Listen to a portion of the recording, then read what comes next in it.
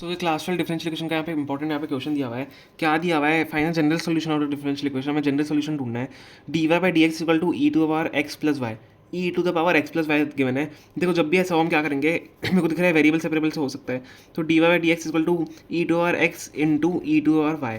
क्या मैं इसको ऐसे लिख सकता हूँ? क्योंकि सेम ही बात होती है। अगर आप मल्टीप्लिकेशन करते हो, अगर आपका जो नीचे सेम है, जैसे ई है नीचे, अगर यहाँ पे एक्स भी होता तो एक्स की पावर अगर एक्स प्लस वाई होता तो आप उसको भी x to the power x into x to power y लिख सकते थे, क्योंकि पावर जब भी मल्टीप्लिकेशन होती है तो वो ऐड हो जाती है। ठीक है, अब इसको हम वेरिएबल सेपरेबल कर लेंगे। इसको सेपरेट कर लो। डी एक्स डी वाई को डी वाई के साथ ले आओ और डी एक्स को एक्स की वाली टर्म के साथ ले आओ। तो डी वाई अपॉन ई की power y is equal to e की पावर एक्स डी एक्स। समझ में आ गया? अब क्या करेंगे हम, इसको हमने सेपरेट कर लिया। अब इसको कर लो integrate both the sides. Integrating करेंगे।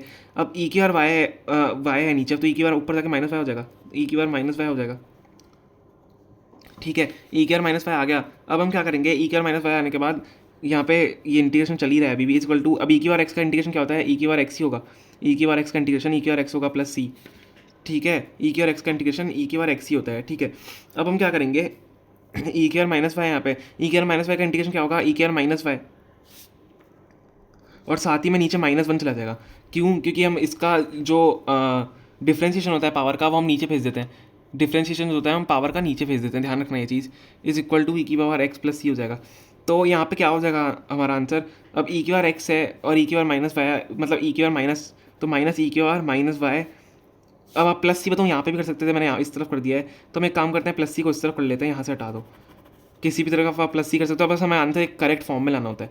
तो क्या हो जाएगा हमारा आंसर, ई की पावर एक्स, अब ई की पावर माइनस वाई को उस तरफ लेके चले जाओ, ई की पावर माइनस वाई को उस तरफ लेके चले जाओ, ई की पावर एक्स प्लस ई की power minus y is equal to c के बराबर हो जाएगा।